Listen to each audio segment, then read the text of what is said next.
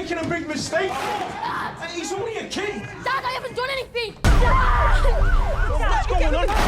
I'm going to start off with asking you. Do you know a girl called Katie Leonard? Yeah. So do you think it would be okay if we speak about it? I haven't done anything.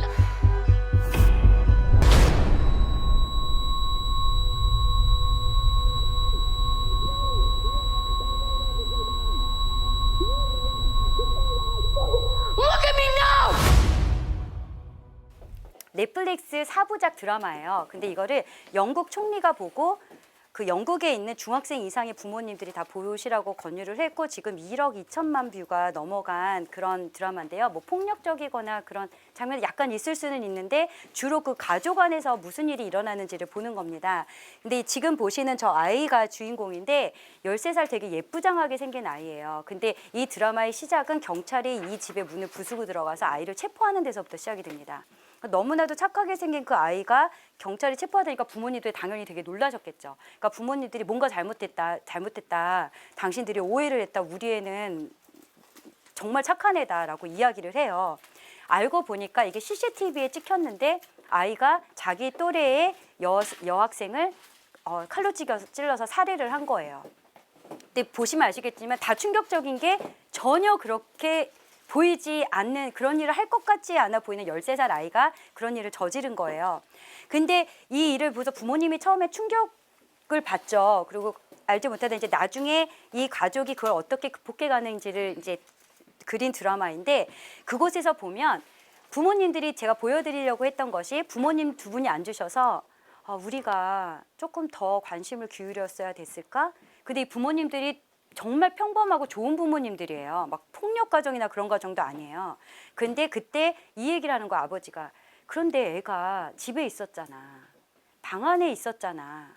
우리가 어떻게 무언가를 더 할 수가 있는 게 뭐가 있었겠어. 이렇게 얘기를 합니다. 무슨 일이 있었냐?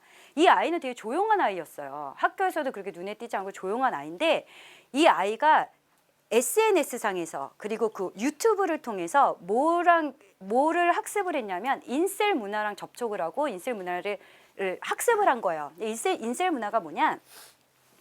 그 온라인상에서 유튜브 그 인플루언서가 그걸 시작을 했는데요. 이 어떤 이렇게 남성 중심적인 어떤 좀 여성들을 증오하는 여성 혐오하는 그런 문화예요.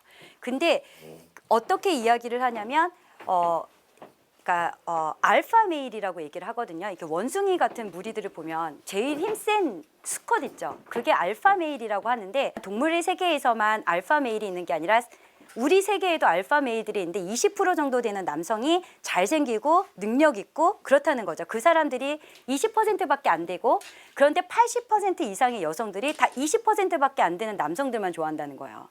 그래서 그렇지 않은 남자들은 어떻게 보면 여자에 대해서 폭력적으로 내 남성성을 과시하거나 아니면 여자를 속여야만 내가 여자랑 사귈 수 있다. 이런 문화예요. 그래서 굉장히 자기들을 피해자인 거예요. 이게 이제 인셀이라고 하는 게 비자발적 독신이란 얘기거든요. 그러니까 나는 독신이 되고 싶지 않은데 여자들이 나를 좋아하지 않아서 독신이 됐다는 그런 거예요. 그래서 그 책임을 다 여자한테 돌려요. 여자들한테.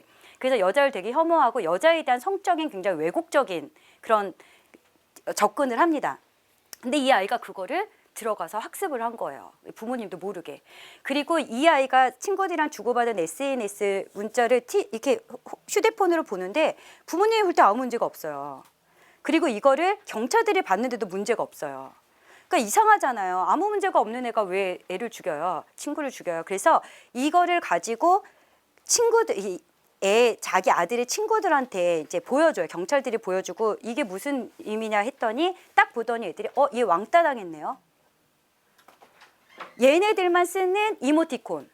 그 의미가 다 있고 그 얘네들 쓰는 그 단어가 무슨 뜻인지 모르는데 그게 얘는 어떤 너는 성적으로 되게 무능력하게 넌 평생 혼자 살게 될 그런 사람일 거야. 그리고 얘가 계속 나는 못생겼어요. 되게 잘생긴 아이거든요. 그게 뭐냐면 아이들 안에서 그런 왕따와 그런 대화가 이루어지는데 부모님들은 봐도 이모티콘 뜻을 알 수가 없고 단어 뜻을 몰라서 지금 이 세계에서 무슨 일이 일어나는지를 알 수가 없는 거예요. 그러니까 여러분 아이들 같은 경우에는 지금 SNS상에서 일단은 방 안에 조용히 있는 것 같은데 어떤 친구를 만나서 어떤 대화를 하면서 어떤 일을 당하고 있는지 부모님들은 잘 모르고 이 영화에서도 그려지지만 선생님들이 대처를 못 하세요. 선생님들이 아이들이랑 거리를 두고 아이들을 무서워하기까지 해요. 그러니까 관심도 없고 무슨 일이 있었는지 그냥 그랬던 것 같아요. 괜찮았던 것 같아요. 이렇게만 얘기하세요. 옛날에 선생님들한테 물어보면 알 수 있잖아요. 정보를 받을 수 있었잖아요. 이제는 학교가 그렇지가 않아요. 그리고 이 또래와 미디어의 영향력이 엄청나게 큽니다. 그래서 여기에서 보면 사이버 불링, 인셀 문화, 왕따 그리고 이런 문화들이 어떻게 그냥 평범한 가정에서 일어날 수 있는지를 보여줍니다. 네. 자, 그래서 조너선 하이트란 분이 이 불안 세대라는 책을 쓰셨어요. 2024년에 출판이 됐는데 이분이 하시는 말씀이 뭐냐면 부모님들이 현재 생활에서는 아이들을 과잉 보호한다는 거예요. 그런데 가상 세계에서는 과소 보호를 한다는 거예요. 너무 모르신다는 거예요. 그래서 오전에 우리 이진아 대표님께서 부모님들이 미디어 전문가가 되실 필요가 있다고 했는데 왜냐?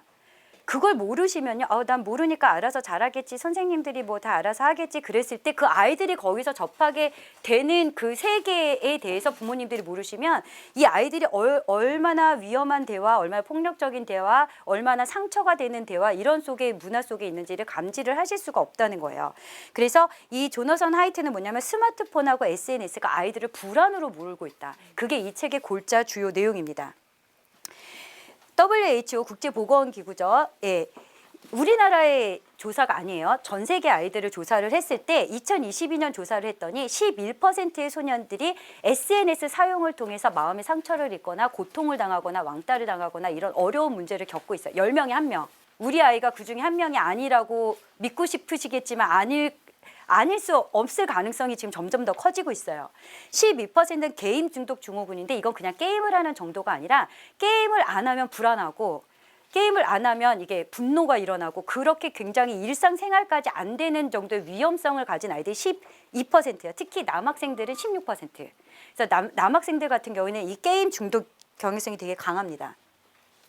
그리고 36%는 온라인에서 항상 친구들이랑 연락을 하고 있고요. 34%는 매일 게임을 합니다. 그리고 22%는 게임을 한번 하려고 앉으면 4시간 이상 하는 거예요. 근데 여러분 이게 제가 사실 보여드리고 싶은 영상이 너무 많았어요. 이게 아이들이 어릴 때부터 이런 뭐 휴대폰이라든지 뭐 유튜브라든지 이런데 부모님들 너무 좋잖아요. 사실 이거 딱 쥐어주면 식당에서도 뛰어다니는 아이가 조용해지고 편하게 밥도 먹을 수 있고 손님 오셨을 때 이야기도 할 수 있고 내가 집안일도 좀 할 수 있고 얼마나 좋아요. 근데 아이들에게 그걸 딱 전해주는 순간 이 아이들은 그때부터 중독의 위험으로 들어서게 되는 겁니다. 왜냐하면 아이들은 이렇게 빨리 움직이고 이런 자극이 뇌에 굉장히 큰 자극을 주기 때문에 일단 거기에 익숙해지면 다른 건 다 무료해지는 거예요. 그리고 이 뇌의 발달이 실제적으로 아이들이 자라나면서 일어나야 되는 뇌의 발달이 제대로 일어나지가 않아요. 그리고 이 불안, 정서 불안 이런 문제가 되게 많은데 근데 문제는 뭐냐면 우리는 그런 세대가 아니잖아요. 우리 때는 어렸을 때 스마트폰 뭐 이런 게 그렇게 막 뭐 없었잖아요. 우리는 괜찮았어요. 근데 아이들은 제가 이때 알파 세대에 대해서 설명을 해드리겠지만 알파 세대는 어릴 때부터 이거에 노출이 되기 때문에 우리와는 완전히 다른 성장 과정을 가지게 된다는 것에 주목을 하셔야 됩니다. 그리고 이러한 디지털 환경은 실제 또래 관계의 정서적 발달 그리고 가족 간의 대화에 굉장히 큰 영향을 미치게 됩니다. 그래서 제가 보여드리고 싶었던 영상 중에 하나는 뭐냐면 진짜 한 5살? 6살밖에 안 된 아이인데요. 아이가 보고 있던 그 게임하던 그 기기를 엄마가 야, 너 왜 이렇게 오래 해요? 그래서 뺏었어요. 뺏는 순간 뭐 울고불고 하는 거는 기본이고 눈을 이렇게 뜨고 How dare, it's mine 막 이러면서 엄마한테 욕까지 하는 이게 정말 그 아이들이 보일 수 없는 행동을 하거든요. 이미 이게 중독한 거를 끊으라고 했을 때 거랑 마찬가지예요. 이게 아이들에게 엄청난 분노로 나타나요.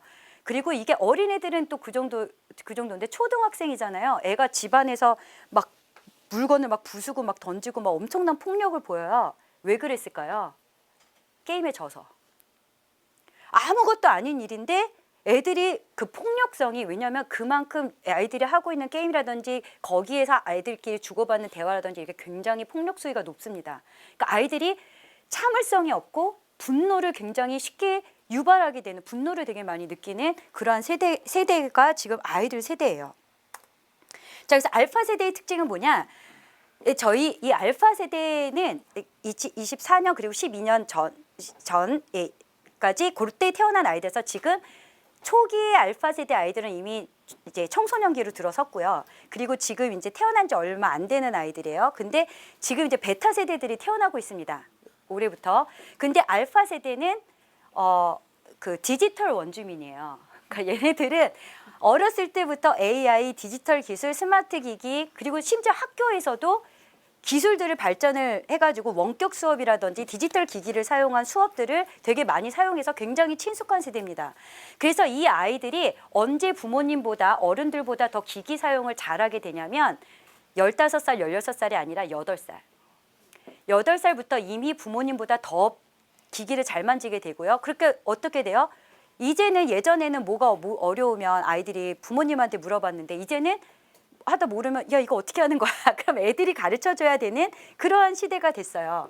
그리고 지금 베타 세대는 AI 원주민입니다. 걔네들은. 그러니까 걔네들의 세대는 지금 너무 급속하게 변하고 있는 속에서 아이들이 자라나고 있어요. 기억하셔야 될 거는 기술은 발달하지만 하나님이 만드신 인간의 이 모습은 사실 특성은 그대로 있다는 거예요. 그렇기 때문에 더더군다나 지금 자라나고 있는 아이들이 저는 이 부모님들이 너무너무 중요한 시대라고 생각을 해요. 왜 학교에서도 더 이상 이제 제대로 된 교육을 기대할 수가 없어요.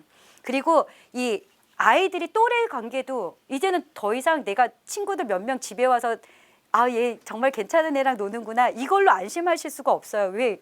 어떤 아이들을 가상세계에서 만나는지를 알 수가 없는 세대이기 때문에 그렇기 때문에 부모님들의 역할이 그 언제보다도 중요한 시대가 됐습니다. 그리고 이 아이들이 틱톡, 인스타 릴스, 유튜브 쇼츠 같은 짧은 동영상들을 자주 보게 돼요. 근데 이게 짧은 동영상들은 자극이 되게 심하거든요. 제가 아까 말씀드린 중독의 문제가 나타나게 됩니다. 그러니까 이 짧은 영상들에 중독이 되면은 계속해서 내가 무슨 생각할 틈도 없이 계속 그걸 보고 있는 거예요. 내가 흥미로운 걸 따라서 또 유튜브가 다 찾아서 보여주잖아요. 계속 보는 거예요. 뇌의 발달에 하는 급격한 특히 나이가 어릴수록 엄청난 정말 발달의 장애 요소가 되는 안 좋은 요소들이 있는데 우리가 모르고 그거를 방치하게 되는 경우들이 많은 거예요. 그리고 이 아이들의 특징이 뭐냐면 참을성이 없어요. 참을성이 없어요. 왜냐하면 이 짧은 메시지 이런 대화들에만 익숙하다 보니까 그러다 보니까 이제는요 1시간 영화, 2시간 영화도 힘들어합니다. 저도 쇼츠들을 이렇게 보다 보면은요, 유튜브 봤는데 20분 넘어가면 이거 봐야 되나 말아야 되나 이 바쁜 시기에 그러는데 아이들 같은 경우엔 더 그렇단 말이에요. 그러다 보니까 1시간, 2시간짜리 영화를 엄마 아빠랑 같이 앉아서 보는 것도 힘들고 계속된 자극이 나오지 않느냐. 또 하나는 뭐냐 심각한 문제가 책을 안 읽어요. 그러니까 어릴 때는 엄마 아빠가 읽어주니까 듣고 그런데 어느 순간이 되면 이런 거에 노출이 되기 시작하면 책이 너무너무 지루한 거예요. 그러다 보니까 나타나는 문제가 리터러시 문제입니다. 지금 교육자들이 다 고민하고 있는 게 애들이 문해력이 리터러시가 너무 떨어지는 거예요. 근데 얘네들이 보기엔 너무 똑똑해. 막 기기도 엄청 잘 만들고 막 뭐도 막 만들어내고 코딩도 하고 막 촉촉촉해서 우리 애가 너무 잘하는 것 같은데 기본적인 정서와 관련된 어떤 인간성과 관련된 문해력은 현저하게 낮아지고 있다는 거죠. 그런 문제가 있고요. 그리고 그 굉장히 짧은 주의 집중력 그리고 또래와 온라인 소통으로 하는 게 많아져서 아이들이 실제로 인간관계를 이렇게 살과살을 마주대고 그러니까 그거 뭐냐면 스킨십 엄마가 안아주고 옛날에는 뭐 친구랑 막 놀면서 이런 것이 없이 그냥 가상세계에서만 하잖아요. 근데 사실 우리 인간은 이런 따뜻한 눈맞춤, 저촉 이런 사랑의 표현이 되게 중요한 존재들이거든요. 근데 아이들이 이제 그게 어려운 거예요. 그리고 여러분들 아이들이 게임상에서 하는 대화들 보면 깜짝 놀라실 거예요. 욕이 없으면 그냥 정말 욕 그리고 더 심각한 성적인 그런 대화들이 굉장히 많습니다. 근데 그러다가 보니까 실제로 하는 우리가 생각하는 바람직한 대화 그런 걸로 사회 관계를 맺는 것 자체가 되게 어려운 시대가 됐어요. 아이들이. 얼마나 사단이 얼마나 아이들을 무너뜨리 영혼을 빼앗기 너무 쉬운 세상이 됐어요. 정말. 그리고 이 알파 세대는 궁금한 점을 예전에는 부모님이나 어른들한테 물어봤어요. 모르는 거 선생님한테 물어봐. 아니면 목사님한테 물어봐. 이렇게 됐는데 요새는 우리조차도 어떻게 해요? 물어는 게 모르는 게 있고 설교 말씀 듣다가 저 아닌 것 같은데 그러면 이제 막 인터넷 찾아보잖아요. 그리고 이제 AI한테도 물어보잖아요. 근데 이 AI가 문제가 뭐냐면 얘는 학습한 거를 대답을 해주거든요. 자기가 데이터 학습한 것을 기반으로 대답을 해주는 거기 때문에 그 기존 문화에 숨겨져 있는 차별적인 거라든지 그런 안 좋은 것들이 담겨져 있을 수도 있어요. 대답하는 거예요. 그러니까 되게 주의해야 돼요. 그런데 어쨌든 이제는 부모나 어른들한테 물어보지 않고 자기가 다 찾아볼 수 있으니까 또 하나 나타나는 문제가 뭐냐? 어른들 별로 존경하지 않아요. 예전에는 우리가 어른들을 존경하고 어른들한테 배우고 따랐잖아요. 이제는 어른들 나보다 더 모르고 우리 나의 하는 말 이해도 못 해주고 어른들에 대해서 예의가 없고 존경이 없어요. 근데 하나님께 대해서도 그 경애라고 하는 게 하나님을 존경하는 거거든요. 부모님도 존경하라고 나오잖아요. 너희 부모님을 존경하라. 근데 그런 존경이 점점 더 없어지고요. 그 참을성이 없으니까 화를 내고 그렇기 때문에 또 나아가서는 지금은 AI가 너무 자기한테 맞춰서 얘기를 잘해주니까 인간적인 친밀감을 느끼는 그런 것들이 점점 더 많아지고 있습니다. 자, 이런 시대는 그래서 제가 말씀드리고 싶은 거는 부모님하고도 마찬가지예요. 이 부모님과의 관계에 있어서 어떤 양적인 것보다 질적인 게 굉장히 중요한 시대가 더 중요한 시대가 됐다라고 생각을 합니다. 그래서 예전에 어떤 방송에서 이 아이 이 한 4살 되는 아이의 눈높이를 따라서 이제 촬영을 했어요. 그랬더니 애가 하루 종일 엄마 치마폭을 잡고 엄마 자기 봐달라는 거예요. 엄마 놀아줘 이제 놀아줘라는 말을 못 하니까 엄마 바쁜 것 같으니까 엄마 나 좀 봐줘. 나 뭐가 필요해 막 계속 그래요. 근데 엄마 계속 잠깐만 있어봐. 나 엄마 이거 설거지 좀 하고 잠깐 있어봐. 방 좀 치우고. 애가 보니까 하루 종일 엄마를 따라다니는데 이 엄마는 자기는 물리적으로 애랑 같이 있었어요. 정말 24시간 중에 정말 24시간에 애랑 같이 있었어요. 그랬는데 애가 느끼는 엄마가 나와 함께한 시간은 너무 없는 거예요. 그러니까 이거는 양쪽으로 그런데 이 엄마들이 그렇게 집안일 열심히 하신 이유가 뭐예요? 누구 때문에 하는 거예요? 애 때문에 하는 거란 말이에요. 내가 애를 못 봐주고 돈 열심히 버는 거 다 누구 때문이에요? 내 자식 잘 키우고 애한테 좀 성공적인 그러한 어떤 힘들지 않은 그러한 경제적인 환경을 마련해 주려고 그러시는 거잖아요. 그런데 문제는 뭐냐면 그렇게 쫓아다니면서 엄마 하면서 엄마를 갈구하던 아이를 위해서 하는 다른 일 때문에 하다가 이 시간을 놓치잖아요. 어느 순간부터는 얘야 나랑 얘기 좀 하자. 엄마한테 전화 좀 해. 나랑 얘기 좀 하자 이랬을 때 정말 경기를 하면서 심하면 대답을 하지 않거나 대화를 하기 싫어하는 그 순간이 되고 언젠가부턴가는 부모와의 대화가 너무 힘들다고 이야기하는 순간들이 옵니다. 내가 아무리 따라다니면서 말을 하고 싶어도 내 말을 듣지 않는 순간이 와요. 여러분 가장 중요한 거 아까도 말씀드렸죠. 사춘기 때 갑자기 문제가 일어나는 게 아니에요. 저희도 이번에 이 부모 교육 프로젝트를 하면서 부모님들이 오셔서 우리 사춘기 애들을 위한 것 좀 해주세요. 얘기를 할 때 제가 말씀드린 그것도 되게 필요하거든요. 근데 아셔야 되는 게 그 문제는 훨씬 더 전부터 어릴 때부터 여러분이 엄마 아빠가 생각할 때 이 아이가 아무 문제가 없다고 생각한 그 순간부터 이미 문제는 일어나고 있었어요. 근데 그 문제의 대부분의 원인은 사실 나도 모르게 너무나도 사랑하는 내 자식에게 부모님들이 문제를 제공해 주실 때가 너무 많아요. 근데 그걸 나중에 사춘기 때 막 애가 막 어떻게 할 수 없게 됐을 때 와서 하시면 이미 늦은 거예요. 물론 그때라도 노력하시면 아이들은 돌아옵니다. 그렇지만 정말 건강한 의사소통은 아주 어릴 때부터 시작하셔야 이게 청소년이 돼도 지속이 돼요. 그래서 바나그룹 리서치에서 되게 놀라운 게 발견이 됐는데 청소년 시기의 아이들을 인터뷰를 이제 조사를 한 거예요. 네가 가장 어려운 일이 있을 때 가장 먼저 누구에게 얘기하고 싶어 했을 때 또래일 것 같잖아요. 친구일 것 같잖아요. 우리가 다 뭐 성장 발달 과정 막 이렇게 하면서 그때는 또래가 중요한 시기 막 이렇게 알잖아요. 놀랍게도 어머니였어요. 죄송합니다, 아버님들. 어머니였어요. 예. 그런데 이 아이들이 어려운 일이 생길 때 엄마한테 가장 먼저 얘기하고 싶다는 거예요. 근데 얘네들이 왜 얘기를 엄마한테 다 못하고 또래에게 가나? 친구가 가냐? 엄마가 말을 제대로 들어주지 않기 때문에. 엄마가 내 문제를 공감을 해주거나 같이 하는 게 아니라 화를 내기 때문에 나를 질책하기 때문에 이 아이들이 떠나서 엄마를 떠나서 친구의 내 말을 잘 들어주고 나한테 막 자기 나름대로 해결책을 막 제시해주는 내 나름대로 쿨하게 여겨지는 그런 해결책을 제시해주는 친구에게 가는 거예요. 근데 여러분 우리가 어릴 때부터 아이 자녀와 소통하는 것을 계속해 나가면 그 아이들은 힘들 때 가장 먼저 엄마에게 달려오게 되어 있습니다. 네, 자 그래서 따뜻하고 긍정적인 부모 자녀 관계가 정말 중요합니다. 항상 중요했지만 지금 더 중요한 시대가 됐습니다. 하버드 대학교 교육대학원의 로버트 브룩스 교수님은 긍정적인 부모 자녀의 관계의 핵심은 감정적으로 따뜻하고, 아까 말씀드렸죠. 이 부모님들이 감정적으로 나는 정말 자녀를 너무 사랑해요. 막 정말 내 자녀를 누구와 바꿀 수가 있겠어요. 나는 너무 사랑하는데 표현이 잘 안 되는 거예요. 그래서 애는 물어보면, 그러니까 이게 양쪽에 물어봐야 되거든요. 엄마에게 물어보면 내 자식이 정말 난 너무 사랑해요 이러는데 자녀에게 물어보면 우리 엄마는 나를 별로 사랑하지 않는. 나는 엄마에게 때로는 어떤 아이는 이제 정말 귀찮은 존재. 예. 그러니까 우리 아까도 위에서 밥 먹다가 우리 스태프분들이랑 얘기했는데 너무 화가 나면 당장 나가.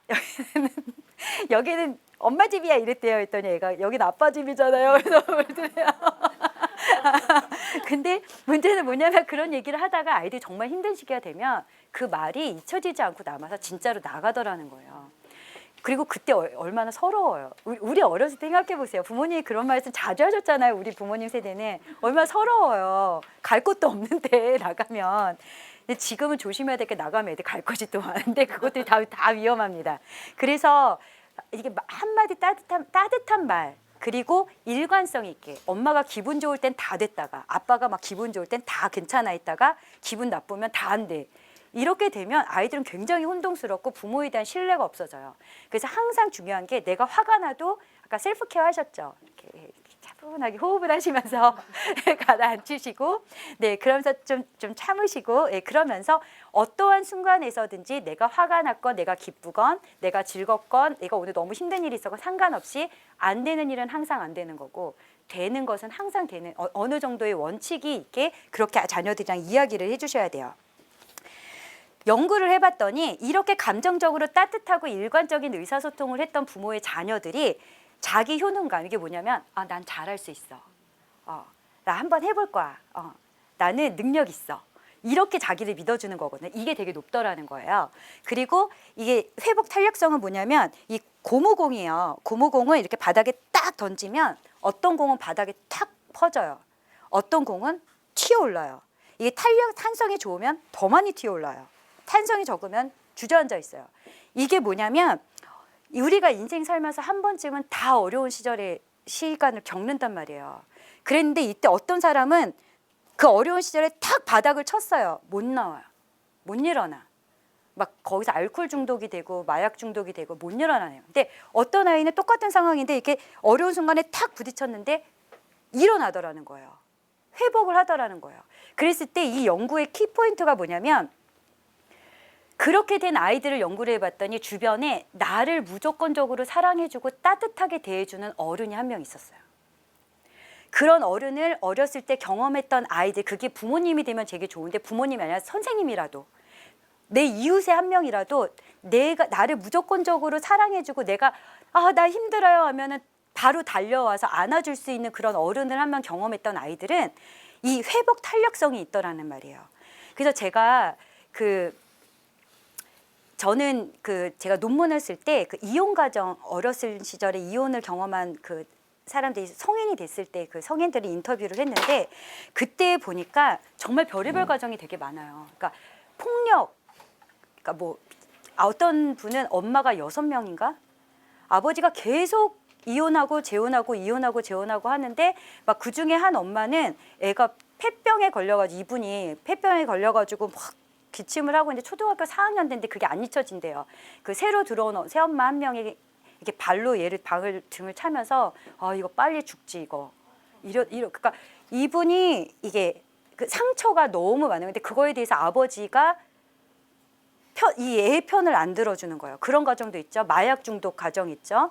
막 진짜 여러 가정이 많아요. 근데 그 중에 그렇게 되면 막 부모 한 명이 막 그렇게 막 폭력을 행사하고 막 그렇게 되면 아이들이 다 문제가 생길 것 같잖아요. 근데 연구를 해보니까 그 중에 부모님 한 분, 그게 엄마가 됐고 아버지 경우도 있었어요. 어머니가 바람나서 갔는데 아버지가 끝까지 그 아이들을 책임져 주신 분인데 그렇게 고마워하더라고요. 근데 그 한 명, 부모님 중에 한 명이라도 이 아이에게 사랑을 충분히 제공해 주면 괜찮더라는 거. 그러니까 이게 놀라운 거죠. 그러니까 여러분, 우리가 그 한 명이 되어줘야 돼요. 내 자녀에게, 그리고 내 옆에서 부모님들한테 그걸 못 받는 어떤 아이에게 우리가 그 한 명이 되어줄 때 그 아이가 일어날 수 있어요. 그래서 그런 것이 되게 중요하다는 거 말씀드리고 싶습니다. 근데 반대로 건강하지 못한 대화를 경험한 애들은 자존감이 낮아요. 그러니까 이렇게 심리적으로 문제 있는 애들 막 들여다보면 나중에 보면 다 이게 자존감에 왜곡이 된 자아 개념이 좀 왜곡된 아이들이 많아요. 근데 1999년 최근이에요. 그래도 이 연구에 보면 10세 전후로 해서 부모님과 의사소통을 제대로 하지 못한 아이들, 그 아이들이 20년 후면은 지금 결혼하고 막 애 낳고 그럴 때죠. 그때 우울증을 겪을 확률이 굉장히 높다는 거예요. 그러니까 여러분, 지금 어린 시절에 하고 있는 이 의사소통, 이 부모와의 관계, 따뜻한 관계는 사실 이 아이가 성인이 되고 부모가 그러니까 사실 로맨틱한 관계를 형성을 하고 자기가 부모님이 됐을 때 이게 완전히 나타나게 돼요.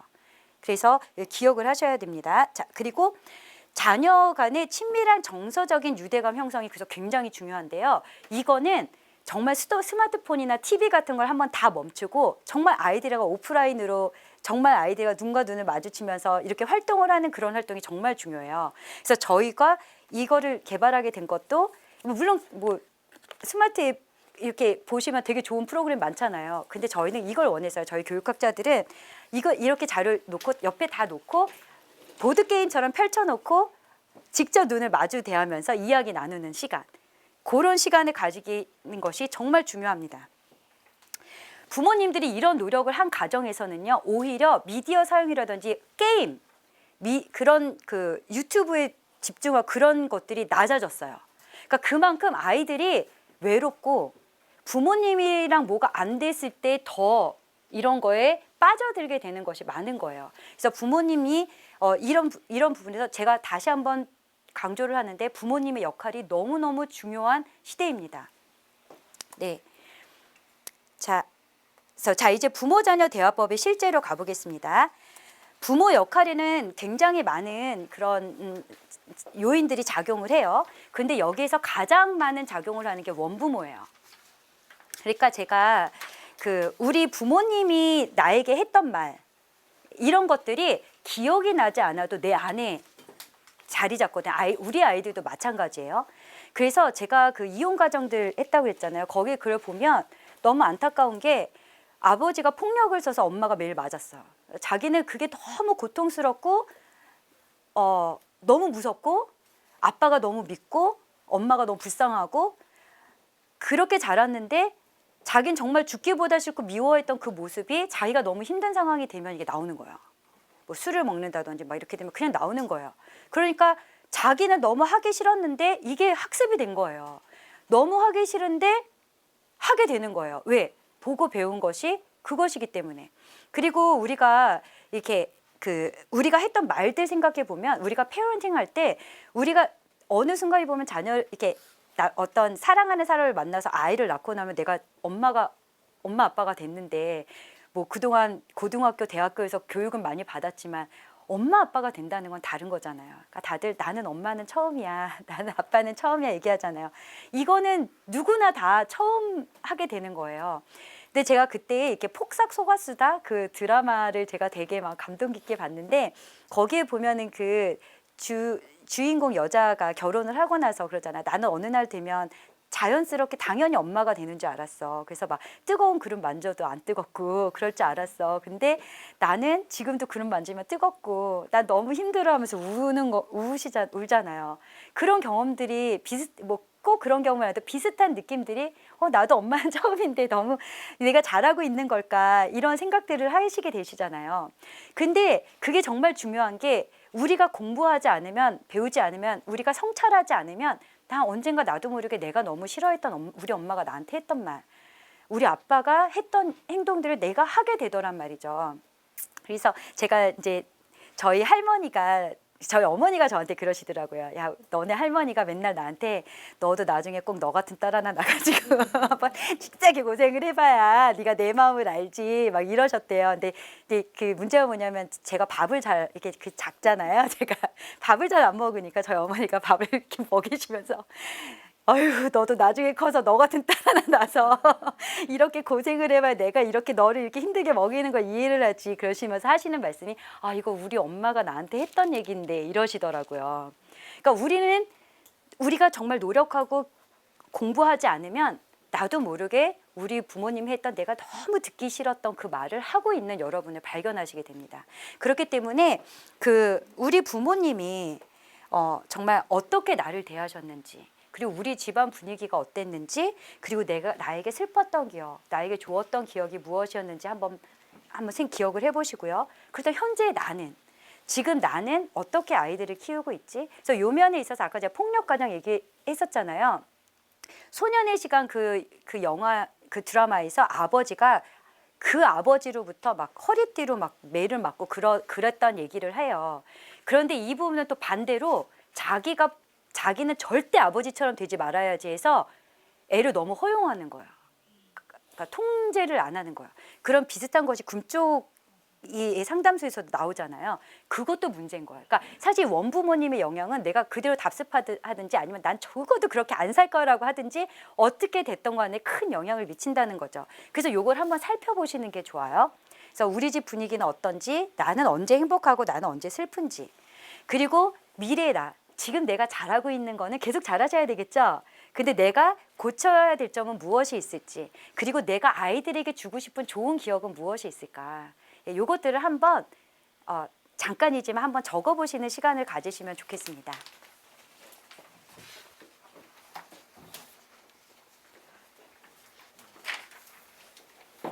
이거는 서로 나누지 않으실 거예요. 여러분이 혼자 이렇게 한번 돌아보시는 시간이십니다.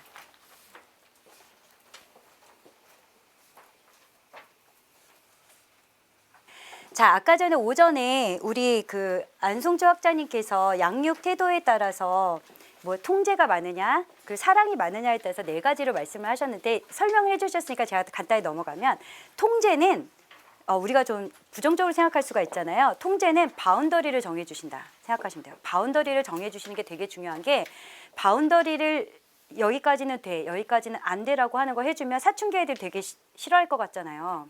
애들이 실제로 막 아유 그런 게 어디 있어요 싫어요 얘기해요. 근데 더 놀라운 거는 사춘기 혹은 사춘기가 지난 아이들한테 물어봤더니 바운더리를 정해준 아이들은 안정감을 느끼는데 바운더리가 없는 아이들 굉장히 불안하고 정말 어떻게 해야 될지 그렇게 느낀다는 게 나왔어요. 그래서 바운더리를 정해주는 거는 일관성인 훈육과 일관성의 양육과 더불어서 굉장히 중요한 겁니다. 바운더리를 만드는 방법은 제 강의 안에 나중에 보면 이렇게 정하는 방법들을 제가 다 적어드렸어요. 그래서 그거 나중에 보시면 되는데, 자, 민주적인 가정은 그런 어떤 바운더리를 잘 정해주세요. 의사소통도 많이 하세요. 애정도 많이 주세요. 성숙은 뭐냐면 자기가 자율적으로 어떤 일을 할 수 있도록 도와주시고 그거를 책임질 수 있게, 아이가 스스로 책임질 수 있게 격려해 주는 거예요. 근데 권위주의적인 부모님들은 이 통제, 바운더리를 정해주고 아이들이 자율적으로 한 일에 대해서 책임을 지는 것까지는 해주는데 그걸 주로 야단을 치는 것, 체벌을 해주는 것, 그쪽으로 가고 애정이나 의사소통을 제대로 해주지 않는 경우죠. 사실 우리나라 옛날 가부장적인 부모님들이 이런 모습이 많이 계셨죠.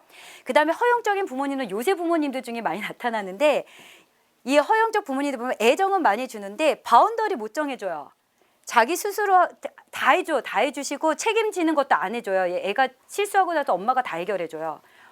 이거 굉장히 큰 문제입니다. 그리고 의사소통도 안 해줘요. 그래서 여러분 금쪽 상담소 보시면은 이거 다 남의 얘기 같잖아요. 그 부모님들도 다 그 남의 얘기인 줄 알고 계시다가 나오시는 거예요. 자식한테 맞는 부모님도 되게 많습니다. 어렸을 때 이거를 아까 바운더리 말씀드렸잖아요. 이 엄마를 때리고 욕하고 하는 행동을 그냥 귀여워 애니까 이러다가 어느 순간 애가 나보다 힘이 세죠. 그때부터 맞는 거예요. 그러니까 그게 어렸을 때부터 그게 아버지가 됐든 어머니가 됐건 분명하게 안 되는 건 안 된다라고 정해주시지 않으시면 요새요 여러분 제가 너무 걱정하는 게 10대에 아까 13세 얘기했나요? 13세, 15세, 16세, 17세 범죄가 그 범죄 수위가 굉장히 높습니다. 폭력 수준이 우리가 예전에 생각하던 그 수준이 아니에요.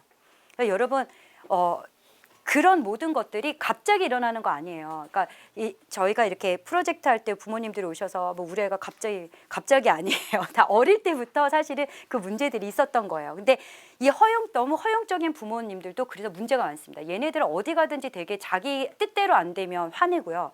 참을 줄을 몰라요. 이렇게 자란 아이들은. 그래서 이런 것도 바람직하지 않고요. 가장 안 좋은 게 무관심한 부모. 그러니까 그냥 옆에 있는데 알아서 해. 예, 이런 부모님들, 애정도 보여주지 않는 부모님들, 이런 가정 안에 있는 아이들은 문제 행동을 일으키거나 나중에 범죄까지 가게 될 가능성이 되게 높기 때문에 조심하셔야 됩니다.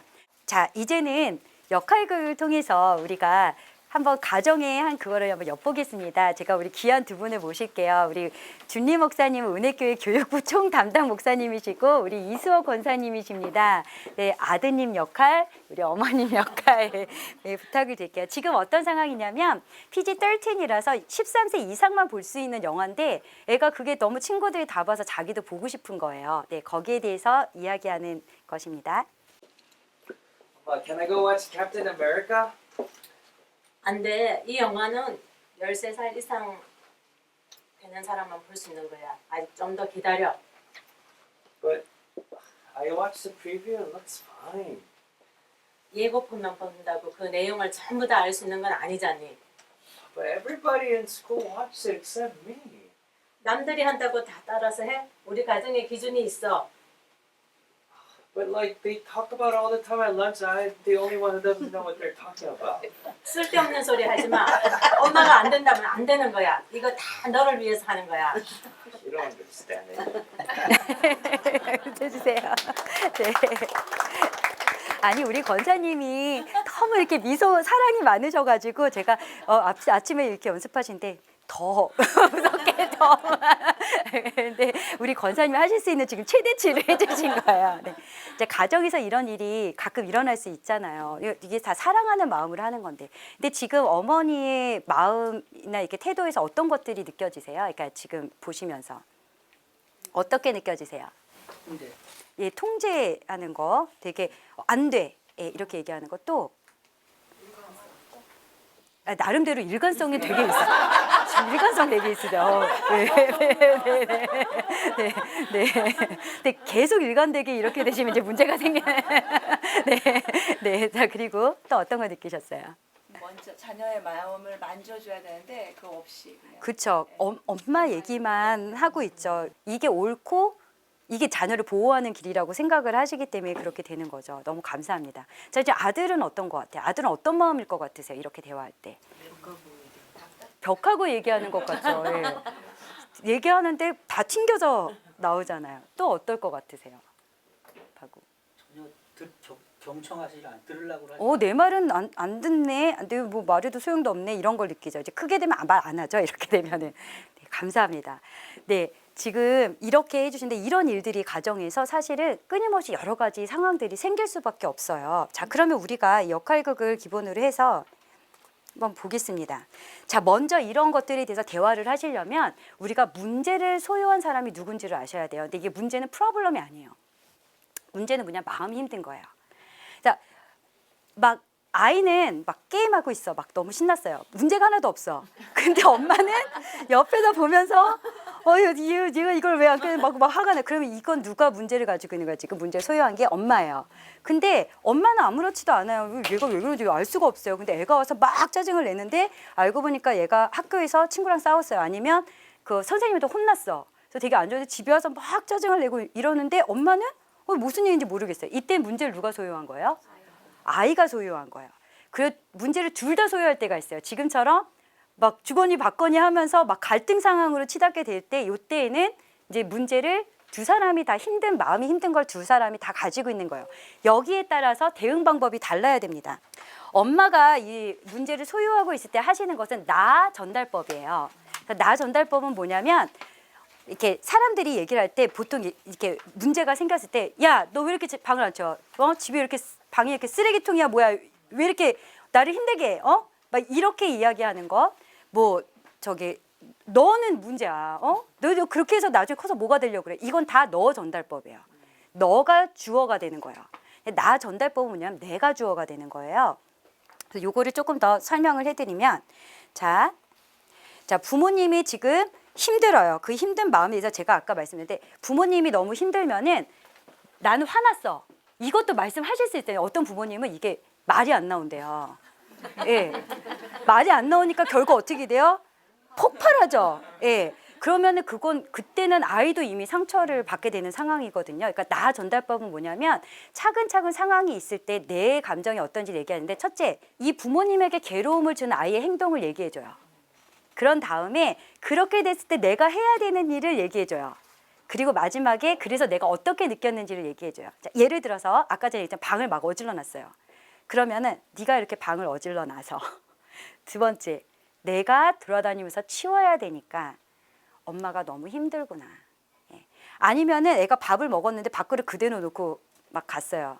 그러면 네가 이렇게 밥그릇을 그대로 놓고 가면 엄마가 이거를 다 다니면서 모아서 설거지통에 담고 설거지를 해야 되는데 엄마가 일이 너무 많아서 엄마 너무 지친다. 그러니까 내가 힘들다. 내가 어렵다라고 이야기를 해주는 거예요. 그러면 이해를 해주게 돼요. 그래서 제가 저번 강연 때도 얘기했지만 똑같은 아버지가 이렇게 출장 가는데 주말에 올라오는데 집이 너무 더러운 거예요. 너무 더러워가지고 막 엉망진창이니까 막 치우라고 계속하는데 싸우고 이러다가 나중에 상담가를 찾아가가지고 어떻게 얘기하면 좋을까요? 그래서 나와서 얘기를 할 때 저기 딸아, 내가 일주일에 한 번 오는데 내가 있을 곳이 없다. 거실에 발 디딜 곳이 없다. 그리고 두 번 나도 쉬고 싶다. 그리고 두 번째는 네가 이렇게 어질러 놓으니까 내가 너무 이렇게 쉴 수가 없어. 너무 힘들다 얘기를 했대요. 그때 그 딸이 말을 하지. 말을 하지. 그러더니 그때 아버지가 내가 이제까지 정말 수백 번을 얘기해. 그거는 대화가 아니었던 거예요. 잔소리였던 거예요. 아까 전에 남편분들이 이렇게 귀를 닫으신다고 그러잖아요. 일할 때 집중해서. 아이들도 잔소리가 시작되는 순간 귀를 닫거든요. 그러니까 대화를 하실 때 이렇게 하는 걸 하셨는데 이것도 연습을 하시지 않으면 안 됩니다. 연습을 안 하시면 말이 안 나와요. 자, 제가 아까 전에 요거는 이제 설명을 해드렸는데 방안을 막 어질러 놨죠. 그러면 야, 치워라, 치워. 도대체 이 왜 이 모양 이 꼴이냐 이렇게 얘기하시게 되죠, 보통. 근데 이거를 나 전달법으로 하시면 제가 알려드렸으니까 잘하실 것 같아요. 한번 해보시겠어요? 네. 방이 더러우니까 내가 참 힘들어. 왜냐하면 이것도 치워야 하고 할 일이 너무 많아요. 할 일이 너무 많고 피곤해. 네네네. 그렇게 얘기를 해주시면 돼요. 너무 잘하셨어요. 해주세요. 네, 손님이 오셨는데 인사를 안 해요. 그러면 야, 너 인사 좀 해라. 손님 오셨는데 인사도 못하냐. 나 창피해 죽겠다. 막 이렇게 얘기를 하시게 되시잖아요. 자, 요거는 어떻게 얘기하시면 좋을까요? 네, 네. 손님한테 인사를 안 하니 엄마가 많이 속상하구나. 네. 연습하셔야 돼요. 거울 보고 정말 연습하셔야 돼요. 네, 너무 잘하셨어요. 박수 주세요. 네. 예를 들어서 이렇게 했었죠. 네가 인사를 안 하면 그 손님이 너가 얼마나 예의 없다고 생각하겠어. 그럼 엄마가 너무 속상하다. 인사를 하면 참 좋겠다. 이렇게 얘기를 해주시는 거예요. 이렇게 되면 이제 화가 올라오시죠? 그럼 아까 셀프 케어에서 하셨던 것처럼 이렇게 숨을 쉬시면서 연습을 하셔야 됩니다. 연습 안 하시면 절대로 이렇게 안 나와요. 자, 이게 나 전달법이고요. 그 다음에 자녀가 문제가 있어. 막 자녀가 너무 힘들어요. 그때는 반영적 경청이라고도 하고 적극적인 경청이기도 하는데요. 첫째는 아이가 한 말을 그대로 자기 말로 재진술을 해주세요. 그런 다음에 그의 감정을 읽어주시는 거예요. 쉽죠? 첫째 뭐예요? 그 애가 한 말을 그대로 읽어주는 거예요. 그 다음에 감정을 읽어주세요. 아이의 감정을. 자, 연습을 또 해보겠습니다. 예. 자, 저 애가 집에 와서 걔 참 나빠. 걔 누구 되게 나빠. 나 다시는 안 놀 거야. 이렇게 얘기를 했어요. 그러면 야, 친구들끼리 놀다가 그럴 수도 있지. 뭐 그래. 잊어버려. 이렇게 얘기할 수 있는데 그렇게 얘기하시는 게 아니라 우리가 반영적 경청은 그 애가 뭔가 나쁜 짓을 했나 보지? 네가 마음이 상했구나. 왜 무슨 일이 있었어? 그럼 그때부터 대화가 되는 거예요. 여러분 이거 아무것도 아닌 것 같잖아요. 나이가 되게 어린 아이들에게도 이거 되게 중요해요. 큰 아이들도 마찬가지예요. 일단 내가 한 얘기를 그대로 읽어주잖아요. 그럼 어떤 느낌을 받냐면 내 말을 들어주시네. 그리고 나서 감정을 읽어주면 나를 이해해주네. 거기에서 50%는 해결이 돼요. 애들이 어느 정도 뚝 떨어져요. 막 울고 난리치던 아이들 요거 해주면 뚝 떨어집니다. 그러니까 요게 사춘기도 마찬가지예요. 이게 되게 중요해요. 자, 피아노 그만두고 싶어요. 많이 하죠. 그러면 하던 걸 맞춰야지. 지금 들어간 돈이 얼만데요? 그렇게 끈기가 없어가지고 네가 앞에서 뭐 해먹고 살겠어. 막 이렇게 얘기가 나오잖아요. 자, 요거를 그러면은 어떻게 하면 좋을까요? 우리 한번 누가 해보시겠어요? 그래서 피아노를 그만두고 싶구나. 그동안 많이 힘들었니? 박수 쳐주세요. 이거 100점짜리예요. 박수 쳐주셔야 돼요. 네. 예, 정말 치다 보면 그동안 힘들었지. 예, 그렇게 이야기를 해주시는 거 되게 너무 잘하셨어요. 나도 거기 갈 거야. 언제는 가고 싶은데 다 가는데 왜 나는 안 돼? 그럴 때 몇 번 말해 알아듣냐. 너는 너도 크면 내가 가게 해줄 텐데 왜 이렇게 애가 말을 안 듣고 이렇게 얘기하실 수 있잖아요. 근데 읽어주는 거예요. 너도 거기 가고 싶은데 언니만 허락을 해줘서 불공평하다고 느꼈구나. 그런데 라고 그때부터 설명해 주시는 거예요. 무슨 말인지 알죠? 그러니까 한 번 읽어주고 감정을 읽어준 다음에 설명을 해주시는 거예요. 나 누구가 싫어서 교회 가기 싫어요. 그러면 교회는 친구를 만나러 가는 곳이 아니라 하나님께 예배를 하러 가는 곳인데 네가 그러면 안 되지. 이렇게 얘기를 하게 되잖아요. 근데 요거는 그럼 어떻게 얘기를 하면 좋을까요? 네, 한번 말씀해 보시죠. 네. 누구누구가 싫구나. 그래서 교회 가기가 싫구나. 그러면서 무슨 일이 있었니? 이렇게 물어봐주면 너무 잘하셨습니다. 이게 나 엄마 싫어. 그러니까 애들이랑 싸울 때 가끔 얘가 나를 공격한다고 느낄 때가 있잖아요. 그러면은 보통 어떻게 나와서요? 야, 네가 나 싫어? 난 너 더 싫어. 어디서 이렇게 못된 소리를 하고 있지? 이게 어디서? 뭐 이런 얘기를 하잖아요. 근데 이 경우는 사실 나 엄마 싫어는 얘가 정말 내 말을 들어다는 절박한 그거거든요. 자, 그러면 이럴 때는 어떻게 얘기를 해주시면 좋을까요? 네. 네. 엄마가 싫어. 왜 싫을지? 네. 이러다 보면 이제 싸움이 날 수가 있어요. 네. 다 싫어, 다 싫어, 이럴 수 있어요. 자, 어떻게 하시면 좋을까요? 네. 엄마가 너를 속상하게 했구나. 그렇죠. 예, 엄마가 뭔가 속상하게 했구나. 그렇게 마음을 한번 읽어주시는 거예요. 50% 떨어집니다. 네. 박수 쳐주세요. 네. 네, 너무너무 잘하셨습니다. 네. 그래서 이렇게, 그리고 이제 마지막이 양쪽에 있을 경우인데요. 이거는 나 전달법하고 적극적 반영을 다 해보고 또 해결이 안 될 때.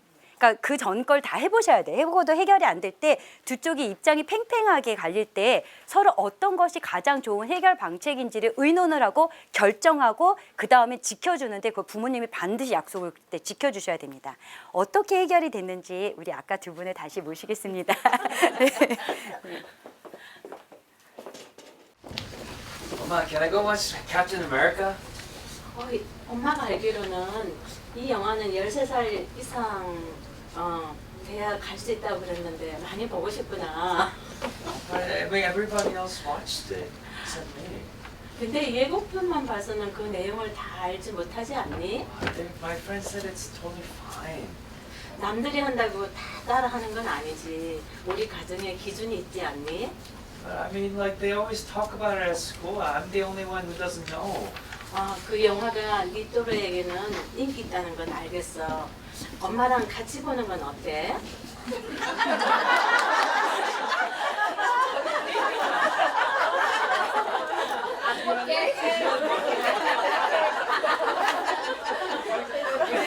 자기가 생각하는 거 괜찮다는 기준도 같이 우리 함께 이야기해 볼까? 오케이.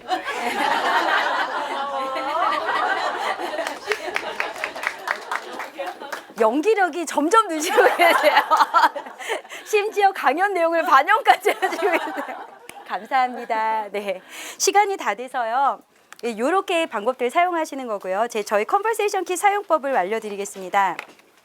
컨버세이션 키트는 지금 여기 개발자분이 그 안젤라 우 박사님이시라고 이제 기독교 교육학 전공하신 분이 이제 주도적으로 개발하시고 저하고 안송주 학장님 그리고 우리 준리 목사님 그리고 또 지금 새로 한 분이 이렇게 들어오셨는데 그런 의도로 만들었는데 이 첫 장에 보시면 어떻게 사용하시는지가 나와 있어요. 그리고 제가 여러분한테 나눠드린 그 대화 키트 사용법이 한 장짜리로 제가 해드렸습니다. 그래서 보실 때 중요한 거는 이따 요거 꼭 읽어보세요. 읽어보시고 눈을 마주치시고 몸을 기울여서 경청해 주셔야 돼요. 그러니까 눈을 마주치지 않으면 아이들은 듣고 있다고 생각을 못 해요. 그리고 가족 키트 시간은 여러분이 한 말을 하는 시간이 아닙니다. 자녀들 얘기를 들어주는 시간이에요. 그래서 어떤 분은 애가 막 얘기를 하면 하고 싶은 얘기가 막 잔소리랑 막 올라오는데 이걸 다 참고 그래 얘기해봐 들어줄게 이랬대요. 언제부턴가 애들이 말을 엄청 많이 하기 시작하더래요. 그러니까 여러분 대화가 시작되는 어느 순간부터 부모님이 막 말을 하고 있으면 아이들은 그 대화 하고 싶지 않아요. 그러니까 이 대화 키트를 하실 때는 작정을 하세요. 내가 오늘은 아이들 얘기를 들어주겠다. 그리고 잔소리하지 마시고 숨을 깊게 쉬며 인내해 주세요. 네, 그리고 대화가 3,000%로 빠지게 될 때가 있어요. 걱정하시지 마세요. 대화 키트의 목적은 즐거운 대화입니다. 그러니까 대화 질문 의도한 대로 가지 않는 것 같고 막 딴 얘기하는 것 같아도 즐겁게 같이 이야기를 해주세요. 그리고 얘기를 할 때 그랬구나, 네가 그렇게 느꼈구나 얘기해 주는 게 되게 중요하세요. 옆에 계신 분들 보시면서 한번 그랬구나.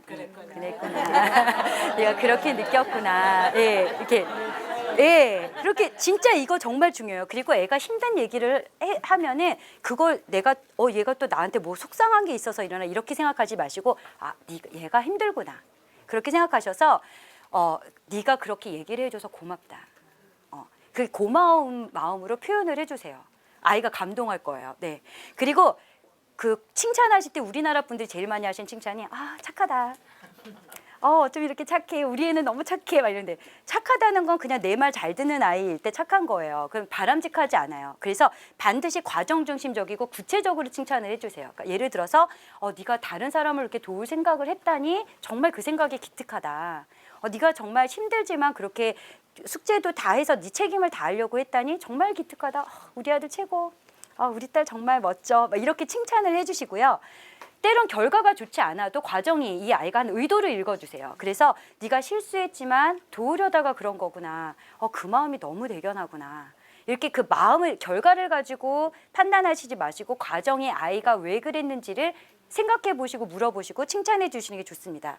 그리고 되게 중요한 게 믿어주고 격려해 주세요. 그래서 아이가 이거 하다 보면 이게 첫 번째 제가 오늘 이거 같이 시연을 하려고 했는데 시간이 없어서 못 하는데요. 첫 번째는 뭐냐면 부모님이 자녀에게 하는 질문이에요. 뭐 예를 들어서 너 뭐 최근에 선물을 받았을 때 기분이 어땠어? 뭐 이렇게 보는 거거든요. 그 다음에는 이거를 아이한테 주세요. 아이가 부모님한테 하는 질문이 있어요. 그러면은 즐겁게 내 경험을 있는 그대로 얘기를 해주시면 돼요. 그 다음에 같이 하는 활동이 있어요. 그래서 이 활동은 실제로 같이 자녀들이랑 여러 가지 활동을 해보시면 됩니다. 그거는 설명서고요. 다른 키트들을 보시면 됩니다. 뒷면에는 아이들 중심이라서 기도하고 말씀을 넣었는데 이건 영어로 되어 있는데 성경책을 옆에 두시고 같이 하시면 좋습니다. 그리고 요 개발자 분께서 여기 보면 QR코드가 있잖아요. 요걸로 들어가시면 이거를 사용하실 때 목적이 뭔지 어느 방향으로 가이드를 해주시면 좋을지 그리고 보실 수 있는 유튜브 자료들 다 찾아놔요. 유튜브 자료 그리고 학술 자료까지도 다 준비가 되어 있습니다. 그러니까 들어가셔서 미리 보시고 자녀들과 같이 대화를 즐겁게 하시면 됩니다. 네, 너무너무 오늘 들으시느라고 고생 많이 하셨고요. 모두들 다 힘내시기 바랍니다. 수고 많으셨습니다.